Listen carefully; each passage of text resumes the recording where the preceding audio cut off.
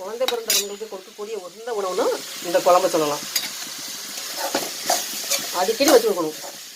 ஏன்னா அவங்களுக்கு பலம்லாம் இழந்து போயிருப்பாங்க பார்த்தீங்களா, அவங்க சாப்பிட வேண்டிய அருமையான மீன் தான் இந்த மீன் தான்.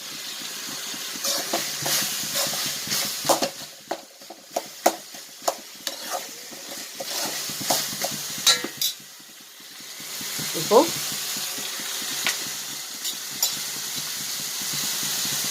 மல்லிப்பொடி,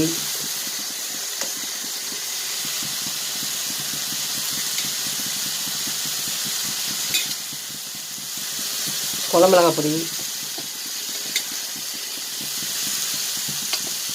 எல்லாத்தையும் ஒரே கிணத்து வச்சுருக்கேன். மல்லிப்பொடி, குழம்பு மிளகாய் பொடி, தனி மிளகாய் பொடி எல்லாத்தையும்